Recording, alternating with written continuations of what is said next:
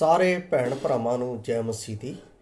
ਅੱਜ ਦੇ ਵਚਨ ਦਾ ਮਨਨ ਕਰਨ ਤੋਂ ਪਹਿਲਾਂ ਅਸੀਂ ਪ੍ਰਾਰਥਨਾ ਵਿੱਚ ਜਾਵਾਂਗੇ। ਦਿਆਲੂ, ਕਿਰਪਾਲੂ, ਮਿਹਰਬਾਨ ਪ੍ਰੇਮੀ ਪਰਮੇਸ਼ਰ, ਅਸੀਂ ਤੇਰਾ ਧੰਨਵਾਦ, ਤੇਰੀ ਮਹਿਮਾ, ਤੇਰੀ ਵਡਿਆਈ ਕਰਦੇ ਹਾਂ। ਤੂੰ ਸਾਡੇ ਜੀਵਨ ਦੇ ਵਿੱਚ ਆਪਣੇ ਵਚਨ ਦੇ ਨਾਲ ਭਲੇ ਦੀਆਂ ਗੱਲਾਂ ਪ੍ਰਗਟ ਕਰਕੇ ਸਾਨੂੰ ਆਪਣੇ ਸਵਰਗ ਰਾਜ ਵਿੱਚ ਚਲਾਉਂਦਾ ਹੈ। ਇਸ ਦੇ ਲਈ ਧੰਨਵਾਦ। ਅੱਜ ਦੇ ਵਚਨ ਦੇ ਰਾਹੀਂ ਸਾਨੂੰ ਆਪਣੀ ਸਿੱਖਿਆ ਦੇ, ਤੌਫੀਕ ਦੇ, ਤਾਂ ਕਿ ਅਸੀਂ ਤੇਰੇ ਰਾਜ ਵਿੱਚ ਪਰਮੇਸ਼ਰ ਪਿਤਾ ਆਪ ਦੀ ਦਿੱਤੀ ਹੋਈ ਮੁਕਤੀ ਦੇ ਨਾਲ ਸੁਰੱਖਿਅਤ ਪਰਮੇਸ਼ਰ ਤਾਂ ਵਧਦੇ ਜਾਈਏ। ਅਜਿਹਾ ਹੋਣ ਦੇ ਲਈ ਮਦਦ ਕਰ। ਸੁਣਨ ਵਾਲਿਆਂ ਨੂੰ ਔਰ ਬੋਲਣ ਵਾਲੇ ਨੂੰ ਆਪਣੀ ਆਸ਼ੀਸ਼ ਦੇ। ਸਾਰਾ ਆਦਰ ਮਾਨ ਆਪ ਨੂੰ ਦਿੰਦੇ ਹੋਏ ਬੇਨਤੀ ਮੁਕਤੀ ਦਾ ਤੇ ਪ੍ਰਭੂ ਯਿਸੂ ਮਸੀਹ ਦੇ ਪਵਿੱਤਰ ਤੇ ਸਮਰਥੀ ਨਾਮ ਚ ਮੰਗਦੇ ਹਾਂ, ਆਮੀਨ। ਪਿਆਰੇ ਅਜ਼ੀਜ਼, ਅੱਜ ਮੈਂ ਕਿਸੇ ਵਿਅਕਤੀ ਦੇ ਨਾਲ ਗੱਲ ਕਰ ਰਿਹਾ ਸਾਂ ਔਰ ਗੱਲ ਕਰਦੇ ਕਰਦੇ ਸੇਵਕਾਈ ਦੇ ਉੱਤੇ ਗੱਲ ਚੱਲ ਪਈ ਔਰ ਇਹ ਸੇਵਕਾਈ ਪਰਮੇਸ਼ਰ ਦੀ ਦਿੱਤੀ ਹੋਈ ਅਤੇ ਪਰਮੇਸ਼ਰ ਦੇ ਬੁਲਾਹਟ ਦੇ ਅਨੁਸਾਰ ਮਨੁੱਖਤਾ ਦੇ ਵਿੱਚ ਪ੍ਰਗਟ ਕੀਤੀ ਜਾਂਦੀ ਹੈ। ਅੱਜ ਅਸੀਂ ਇਸ ਗੱਲ ਦੇ ਵਿੱਚ ਕੀ ਆਪਣੇ ਆਪ ਦੇ ਵਿੱਚ ਧਿਆਨ ਕਰ ਰਹੇ ਹਾਂ। ਜਦੋਂ ਮੈਂ ਉਸ ਵਿਅਕਤੀ ਦੇ ਨਾਲ ਗੱਲ ਕਰ ਰਿਹਾ ਸਾਂ ਤਾਂ ਮੈਨੂੰ ਕੁਝ ਅਜਿਹੇ ਸੇਵਕਾਂ ਦਾ ਪਤਾ ਚੱਲਿਆ ਜਿਨ੍ਹਾਂ ਦੇ ਜੀਵਨ ਦੇ ਵਿੱਚ ਪਰਮੇਸ਼ਰ ਦੀ ਬੁਲਾਹਟ ਨਹੀਂ ਅਤੇ ਉਹਨਾਂ ਨੂੰ ਬੁਲਾਹਟ ਦਾ ਅਰਥ ਵੀ ਪਤਾ ਨਹੀਂ ਅਤੇ ਉਹ ਸੇਵਾ ਕਰ ਰਹੇ ਨੇ ਅਤੇ ਪਰਮੇਸ਼ਰ ਦੀਆਂ ਭੇਡਾਂ ਦਾ ਨਾਸ਼ ਹੋ ਰਿਹਾ ਹੈ। ਅੱਜ ਕੁਝ ਅਜਿਹਾ ਕਿੱਸਾ ਮੈਂ ਆਪ ਦੇ ਅੱਗੇ ਜੋ ਪਰਮੇਸ਼ਰ ਦੇ ਆਤਮਾ ਨੇ ਮੈਨੂੰ ਵਿਖਾਲਿਆ ਹੈ ਲੈ ਕੇ ਆ ਰਿਹਾ ਹਾਂ। ਅਸੀਂ ਇਸ ਗੱਲ ਨੂੰ ਸਮਝਣ ਦੇ ਲਈ ਦੂਸਰਾ ਰਾਜਾ 15 ਅਧਿਆਏ ਉਸ ਦੀ 5 ਆਇਤ ਦੇ ਉੱਤੇ ਗੌਰ ਕਰਾਂਗੇ। ਇੱਥੇ ਲਿਖਿਆ ਹੈ, ਅਤੇ ਯਹੋਵਾ ਨੇ ਪਾਤਸ਼ਾਹ ਅਜ਼ੀਆ ਮਾਰਿਆ। ਭਾਈ ਉਹ ਆਪਣੇ ਮਰਨ ਦੇ ਦਿਹਾੜੇ ਤਾਈਂ ਕੋੜ੍ਹੀ ਰਿਹਾ ਔਰ ਅੱਡ ਇੱਕ ਘਰ ਵਿੱਚ ਰਹਿੰਦਾ ਸੀ। ਪਰ ਪਰਮੇਸ਼ਰ ਦਾ ਪੁੱਤਰ ਜੋ ਥਾਂ ਘਰ ਦੀ ਦੇਖਭਾਲ ਔਰ ਦੇਸ਼ ਦੇ ਲੋਕਾਂ ਦਾ ਨਿਆਂ ਕਰਦਾ ਸੀ। ਇਸ ਵਚਨ ਦਾ ਜੋ ਵਿਸ਼ਾ ਮੈਨੂੰ ਪਰਮੇਸ਼ਰ ਦੀ ਆਤਮਾ ਨੇ ਦਿੱਤਾ ਹੈ ਉਹ ਇਹ ਹੈ, ਬਿਨਾਂ ਬੁਲਾਏ ਪ੍ਰਭੂ ਦੀ ਸੇਵਾ ਕਰਨ ਦਾ ਦੰਡ। ਬਿਨਾਂ ਬੁਲਾਏ ਪ੍ਰਭੂ ਦੀ ਸੇਵਾ ਕਰਨ ਦਾ ਦੰਡ। ਇੱਥੇ ਅਸੀਂ ਅਜਿਆ ਰਾਜਾ ਦੇ ਬਾਰੇ ਇਹ ਪੜ੍ਹਦੇ ਹਾਂ। ਅਜਿਆ ਨੂੰ ਉਜਿਆ ਵੀ ਕਿਹਾ ਗਿਆ, ਅਜਿਆ ਵੀ ਕਿਹਾ ਗਿਆ। ਇਹ ਰਾਜਾ ਪਰਮੇਸ਼ਰ ਦੇ ਕਿਰਪਾ ਦੇ ਨਾਲ ਵੱਧਦਾ ਗਿਆ ਅਤੇ ਪਰਮੇਸ਼ਰ ਦੀ ਵਿਵਸਥਾ ਦਾ ਅਨੁਸਰਣ ਕਰਦਾ ਗਿਆ ਅਤੇ ਪਰਮੇਸ਼ਰ ਨੇ ਇਸ ਨੂੰ ਆਪਣੇ ਰਾਜ ਵਿੱਚ ਬਹੁਤ ਸ਼ਕਤੀਸ਼ਾਲੀ ਬਣਾ ਦਿੱਤਾ, ਬਹੁਤ ਸ਼ਕਤੀਸ਼ਾਲੀ ਬਣਾ ਦਿੱਤਾ। ਔਰ ਇਹ ਰਾਜ ਦੰਡ ਕਰਨ ਦੇ ਲਈ ਪਰਮੇਸ਼ਰ ਨੇ ਚੁਣਿਆ ਸੀ। ਇਸ ਨੂੰ ਆਪਣੇ ਮੰਦਰ ਦੀ ਸੇਵਾ ਦੇ ਲਈ ਨਹੀਂ ਸੀ ਚੁਣਿਆ।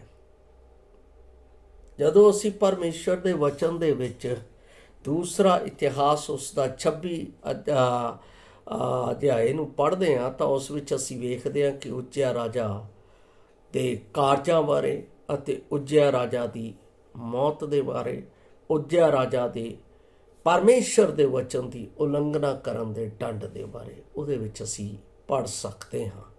ਪਰ ਉਜਿਆ ਰਾਜਾ ਨੂੰ ਪਰਮੇਸ਼ਰ ਦੇ ਘਰ ਦੀ, ਮੰਦਰ ਦੀ ਸੇਵਾ ਦੇ ਲਈ ਨਹੀਂ ਸੀ ਚੁਣਿਆ ਗਿਆ। ਇਸ ਨੇ ਜ਼ਬਰਦਸਤੀ ਦਾ ਮਤਲਬ ਰਾਜਾ ਹਾਂ, ਮੈਂ ਕੁਝ ਵੀ ਕਰ ਸਕਦਾ ਹਾਂ। ਅੱਜ ਬਹੁਤੇ ਲੋਕ ਇਸ ਤਰ੍ਹਾਂ ਕਰਦੇ ਨੇ। ਜਦੋਂ ਉਹਨਾਂ ਕੋਲ ਧਨ ਹੈ, ਉਹਨਾਂ ਦੇ ਕੋਲ ਬੁੱਧੀ ਹੈ, ਗਿਆਨ ਹੈ, ਉਹ ਉਸ ਦੇ ਨਾਲ ਪਰਮੇਸ਼ਰ ਦੀ ਸੇਵਾ ਕਰਨ ਦੇ ਲਈ ਚੱਲ ਪੈਂਦੇ ਨੇ। ਪਰ ਉਹਨਾਂ ਦੇ ਜੀਵਨ ਦੇ ਵਿੱਚ ਪਰਮੇਸ਼ਰ ਦੀ ਬੁਲਾਹਟ, ਭਾਵ ਪਰਮੇਸ਼ਰ ਦੀ ਸੇਵਾ ਦੀ ਬੁਲਾਹਟ ਨਹੀਂ ਹੈ। ਉਹ ਜਾਣਦੇ ਨਹੀਂ। ਲੋਕਡਾਊਨ ਦੇ ਵਿੱਚ ਵੀ ਮੈਨੂੰ ਅਜਿਹੀਆਂ ਗੱਲਾਂ ਦਾ ਕੁਝ ਸੇਵਕਾਂ ਦੇ ਬਾਰੇ ਪਤਾ ਲੱਗਾ ਜਿਨ੍ਹਾਂ ਨੂੰ ਪਰਮੇਸ਼ਰ ਦੇ ਵਚਨ ਦੀ ਬੁਲਾਹਟ ਨਹੀਂ ਹੈ ਅਤੇ ਉਹਨਾਂ ਦਾ ਨਵਾਂ ਜਨਮ ਹੋਇਆ ਨਹੀਂ। ਉਹ ਵੀ ਸੇਵਾ ਦੇ ਵਿੱਚ ਉੱਥੇ ਲੱਗੇ ਆ, ਬੈਪਟਿਜ਼ਮ ਦੇ ਰਹੇ ਆ, ਸਭ ਕੁਝ ਕਰ ਰਹੇ ਆ। ਇਹ ਸਭ ਪਰਮੇਸ਼ਰ ਦੇ ਦੰਡ ਦਾ ਕਾਰਨ ਬਣਦਾ ਹੈ। ਬਿਨਾਂ ਬੁਲਾਏ ਪਰਮੇਸ਼ਰ ਦੀ ਸੇਵਾ ਕਰਨਾ ਪਰਮੇਸ਼ਰ ਵੱਲੋਂ ਦੰਡ ਹੈ। ਉਜਿਆ ਦੇ ਜੀਵਨ ਦੇ ਵਿੱਚ ਅਸੀਂ ਇਹ ਵੇਖਦੇ ਹਾਂ। ਉਜਿਆ ਨੇ ਆਪਣੇ ਜ਼ੋਰ ਦੇ ਨਾਲ, ਆਪਣੇ ਘਮੰਡ ਦੇ ਨਾਲ ਪਰਮੇਸ਼ਰ ਦੇ ਮੰਦਰ ਦੇ ਵਿੱਚ ਸੇਵਾ ਕਰਨ ਦੀ ਕੋਸ਼ਿਸ਼ ਕੀਤੀ ਤਾਂ ਬਾਣੀ ਦੱਸਦੀ ਹੈ ਕਿ ਉਸ ਦੇ ਜੀਵਨ ਦੇ ਵਿੱਚ ਉੱਥੇ ਹੀ ਕੋੜ ਫੁੱਟ ਨਿਕਲਿਆ। ਪਰਮੇਸ਼ਰ ਦਾ ਦੰਡ। ਜਦੋਂ ਅਸੀਂ ਅੱਗੇ ਵਧਦੇ ਪਰਮੇਸ਼ਰ ਦੇ ਮੰਦਰ ਦੇ ਵਿੱਚ, ਜਦੋਂ ਪੁਰਾਣਾ ਨਿਯਮ ਪੜ੍ਹਦੇ ਹਾਂ, ਯਾਜਕਾਂ ਨੂੰ ਖਾਸ ਚੁਣਿਆ ਗਿਆ ਸੀ ਮੰਦਰ ਦੀ ਸੇਵਾ ਦੇ ਲਈ।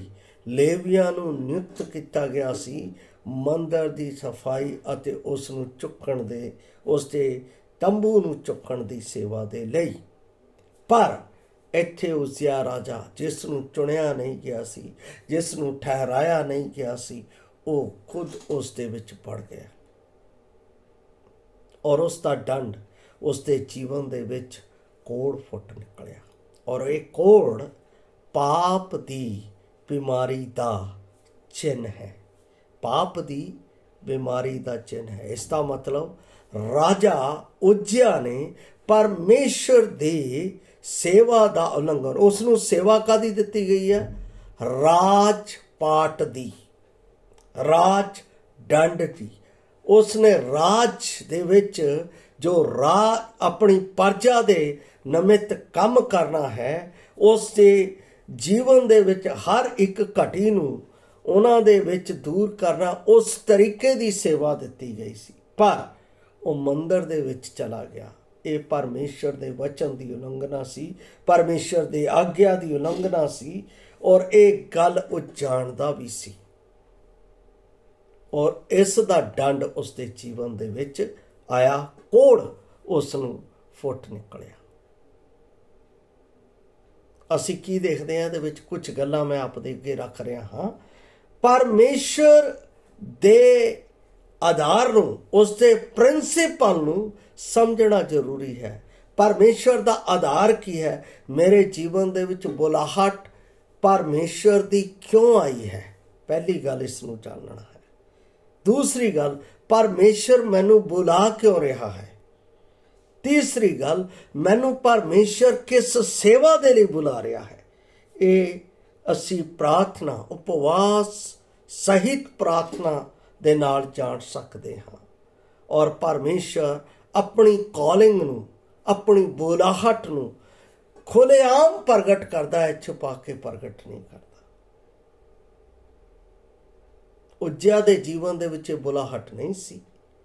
ਇਸ ਕਾਰਜ ਦੇ ਲਈ ਪਰਮੇਸ਼ਰ ਨੇ ਸੱਦਿਆ ਨਹੀਂ ਸੀ, ਜਿਸ ਕਾਰਜ ਦੇ ਲਈ ਉਹ ਘਮੰਡ ਦੇ ਨਾਲ, ਜ਼ੋਰ ਜ਼ਬਤੀ ਦੇ ਨਾਲ ਪਰਮੇਸ਼ਰ ਦੇ ਮੰਦਰ ਦੇ ਵਿੱਚ ਸੇਵਾ ਕਰਨ ਦੇ ਲਈ ਗਿਆ। ਔਰ ਜਦੋਂ ਇਹ ਗਿਆ ਤਾਂ ਉਹਦੇ ਜੀਵਨ ਦੇ ਵਿੱਚ ਕੋੜ। ਪਹਿਲੀ ਗੱਲ, ਕੋੜ, ਪਰਮੇਸ਼ਰ ਦਾ ਦੰਡ ਜਿਹੜਾ ਆਇਆ ਹੈ, ਕੋੜ। ਕੋੜ ਪਾਪ ਦੀ ਬਿਮਾਰੀ। ਔਰ ਕੋੜ ਜਿਹੜਾ ਹੈ ਚਮੜੀ ਅਤੇ ਨਸਾਂ ਦੇ ਵਿੱਚੋਂ ਨਿਕਲਣ ਵਾਲਾ ਇੱਕ ਅਲੱਗ ਤਰਲ ਹੁੰਦਾ ਹੈ, ਜਿਹੜਾ ਉਸ ਦੇ ਖੂਨ ਦੇ ਨਾਲ ਅੰਦਰ ਅੰਦਰ ਉਹਨਾਂ ਨੂੰ ਸਾੜਦਾ ਰਹਿੰਦਾ ਹੈ। ਇਹ ਬਿਮਾਰੀ ਉਸ ਦੇ ਜੀਵਨ 'ਚ ਆ ਗਈ। ਦੂਸਰਾ, ਮਰਨ ਸਮੇਂ ਤੱਕ ਉਹ ਇੱਕ ਅਲੱਗ ਘਰ ਦੇ ਵਿੱਚ ਰਿਹਾ। ਉਹ ਆਪਣੇ ਲੋਕਾਂ ਦੇ ਨਾਲ ਨਹੀਂ ਸੀ ਮਿਲ ਸਕਦਾ, ਸਮਾਜ ਦੇ ਨਾਲ ਨਹੀਂ ਸੀ ਮਿਲ ਸਕਦਾ, ਆਪਣੇ ਰਾਜ ਪਾਟ ਦੀ ਦੇਖਭਾਲ ਨਹੀਂ ਸੀ ਕਰ ਸਕਦਾ। ਇਹ ਸਜ਼ਾ ਦਾ ਦੂਸਰਾ ਕਾਰਨ ਉਸ ਦੇ ਸਾਹਮਣੇ ਪਾਪ ਦਾ ਪਹਿਲਾ ਕਾਰਨ ਕੋੜ, ਦੂਸਰਾ ਮਰਨ ਸਮੇਂ ਤੱਕ ਅਲੱਗ ਘਰ ਦੇ ਵਿੱਚ ਰਿਹਾ, ਤੀਸਰਾ ਉਹ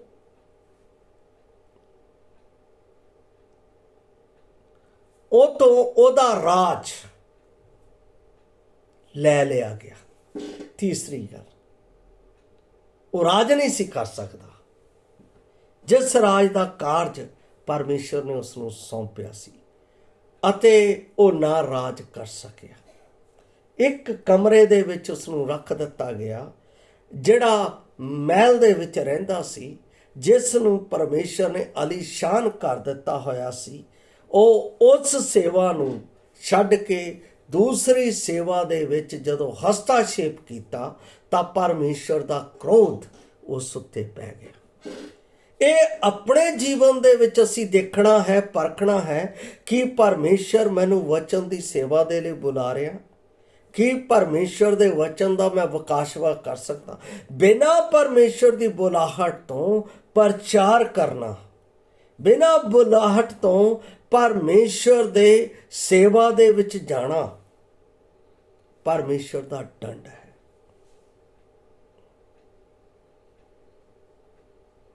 ਤਿਮੋਥੀਅਸ ਦੀ ਪੁਸਤਕ ਨੂੰ ਅਗਰ ਅਸੀਂ ਪੜ੍ਹੀਏ, ਤੀਤੁਸ ਦੀ ਪੁਸਤਕ ਨੂੰ ਪੜ੍ਹੀਏ, ਤਾਂ ਉਸ ਦੇ ਵਿੱਚ ਅਲੱਗ-ਅਲੱਗ ਸੇਵਾਵਾਂ ਦੇ ਬਾਰੇ ਲਿਖਿਆ ਹੈ। ਜਦੋਂ ਅਫਸੀਆਂ ਦੀ ਪੁਸਤਕ ਉਸ ਦਾ 4 ਅਧਿਆਏ ਉਸ ਦੀ 15 ਆਇਤ ਤੋਂ ਅੱਗੇ ਜਾ ਕੇ ਅਸੀਂ ਪੜ੍ਹਦੇ ਹਾਂ ਤਾਂ ਉੱਥੇ ਵੀ ਅਲੱਗ-ਅਲੱਗ ਪ੍ਰਕਾਰ ਦੀਆਂ ਸੇਵਾਵਾਂ ਦੇ ਬਾਰੇ ਲਿਖਿਆ ਗਿਆ ਹੈ। ਅਲੱਗ-ਅਲੱਗ ਬੁਲਾਹਟ ਅਲੱਗ-ਅਲੱਗ ਤਰੀਕੇ ਦੇ ਨਾਲ ਦਿੱਤੀ ਜਾਂਦੀ ਹੈ। ਕਿਸੇ ਨੂੰ ਐਲਡਰ ਦੀ ਹੈ, ਕਿਸੇ ਨੂੰ ਡੀਕਨ ਦੀ ਹੈ, ਕਿਸੇ ਨੂੰ ਆਗੂ ਦੀ ਹੈ, ਅਵੈਂਜਲਿਸਟ ਦੀ ਹੈ, ਕਿਸੇ ਨੂੰ ਉਸਤਾਦੀ ਦੀ ਹੈ, ਕਿਸੇ ਨੂੰ ਇੱਕ ਜਗ੍ਹਾ ਰਹਿਣ ਦੀ ਹੈ, ਕਿਸੇ ਨੂੰ ਭਲਾਈ ਦੀ ਹੈ, ਕਿਸੇ ਨੂੰ ਸਮਝਾਉਣ ਦੀ ਹੈ। ਅਲੱਗ-ਅਲੱਗ ਤਰੀਕੇ ਦੀ ਸੇਵਾ ਦੇ ਲਈ ਪਰਮੇਸ਼ਰ ਨੂੰ ਬੁਲਾਇਆ। ਜੇ ਅਸੀਂ ਉਸ ਸੇਵਾ ਤੋਂ ਅਲੱਗ ਦੂਸਰੀ ਸੇਵਾ ਦੇ ਵਿੱਚ ਨਿਕਲਦੇ ਹਾਂ ਜਿਸ ਦੇ ਲਈ ਪਰਮੇਸ਼ਰ ਨੇ ਮੈਨੂੰ ਨਹੀਂ ਸੱਦਿਆ, ਤਾਂ ਅਸੀਂ ਸਜ਼ਾ ਦੇ ਯੋਗ ਬਣ ਜਾਂਦੇ ਹਾਂ। ਔਰ ਸਵਾਲ ਇਹ ਹੈ, ਪਰਮੇਸ਼ਰ ਚੁਣਦਾ ਕਿਹਨੂੰ ਹੈ, ਬੁਲਾਉਂਦਾ ਕਿਹਨੂੰ ਹੈ? ਇਹ ਸਾਡੇ ਜੀਵਨ ਦੇ ਵਿੱਚ ਜ਼ਰੂਰੀ ਹੈ। ਜੇ ਇਸ ਗੱਲ ਨੂੰ ਅਸੀਂ ਨਿਊ ਟੈਸਟਾਮੈਂਟ ਦੇ ਵਿੱਚ ਜਾ ਕੇ ਦੇਖੀਏ, ਨਵੇਂ ਨੇਮ ਦੇ ਵਿੱਚ, ਤਾਂ ਮੈਂ ਸਮਝਦਾ ਹਾਂ ਕਿ ਮਤੀ ਦੀ ਅੰਜੀਲ 22 ਅਧਿਆਏ 1 ਤੋਂ 14 ਤੱਕ ਜਦੋਂ ਅਸੀਂ ਪੜ੍ਹਦੇ ਹਾਂ ਤਾਂ ਉਸ ਦੇ ਵਿੱਚ ਪਰਮੇਸ਼ਰ ਦੇ ਸੱਦੇ ਦੇ ਬਾਰੇ ਪੜ੍ਹਦੇ ਹਾਂ, ਔਰ 11 ਤੋਂ ਲੈ ਕੇ 14 ਤੱਕ ਬੜਾ ਕਲੀਅਰ ਕਰਕੇ ਲਿਖਿਆ ਹੋਇਆ ਹੈ ਸੱਦੇ ਦੇ। ਜਿਹੜਾ ਬਿਨਾਂ ਵਿਆਹੁਣੇ ਕੱਪੜੇ ਉੱਤੇ ਪਾਇਆ ਗਿਆ ਉਸ ਨੂੰ ਚੱਕ ਕੇ ਅੰਧਕੌਰ ਦੇ ਕੁੱਪਾਂ ਦੇ ਵਿੱਚ ਸੁੱਟਿਆ ਗਿਆ। ਪਰਮੇਸ਼ਰ ਦੀ ਸੇਵਾ, ਪਰਮੇਸ਼ਰ ਦੀ ਬੁਲਾਹਟ ਤੋਂ ਬਗੈਰ ਅਸੀਂ ਨਹੀਂ ਕਰ ਸਕਦੇ। ਪਰਮੇਸ਼ਰ ਬੁਲਾਉਂਦਾ ਹੈ ਸੇਵਾ ਦੇ ਲਈ, ਪਰਮੇਸ਼ਰ ਨਿਯੁਕਤ ਕਰਦਾ ਹੈ ਸੇਵਾ ਦੇ ਲਈ, ਮਨੁੱਖ ਨਿਯੁਕਤ ਨਹੀਂ ਕਰ ਸਕਦਾ ਹੈ।